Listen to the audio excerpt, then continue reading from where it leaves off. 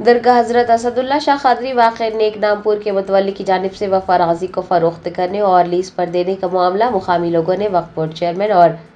سی ای او سے درگاہ کو وقف بورڈ کی راست نگرانی میں لینے اور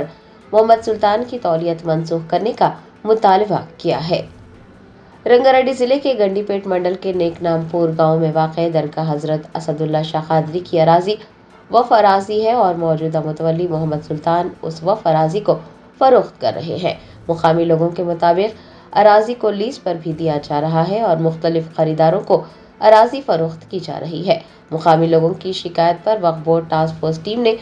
درگاہ کا دورہ کرتے ہوئے وہاں ایک مکان کو مہر بند کیا تھا۔ بتایا جاتا ہے کہ متولی نے نہ صرف وقف بورڈ ٹاسک فورس کی لگائی گئی مہر کو توڑا بلکہ ایک نئے خریدار کو مکان فروخت بھی کر دیا۔ متولی کی جانب سے 2 الگ الگ خریداروں سے 30 لاکھ روپے وصول کرنے اور وہ مکان انہیں دینے کا وعدہ کرنے کا بھی انکشاف ہوا ہے۔ متولی محمد سلطان کو وقف اراضی کے تحفظ کی ذمہ داری سونپی گئی تھی مگر وہ انتہائی دیدہ دلیری سے وقف اراضی کو فروخت کر رہے ہیں۔ مقامی لوگوں اور زائرین نے وقف بورڈ کے چیئرمین اور سی ای او سے درخواست کی ہے کہ وہ درگاہ کو وقف بورڈ کی نگرانی میں لے کر محمد سلطان کی تولیت منسوخ کرے اور وقف اراضی کے تحفظ کو یقینی بنائے۔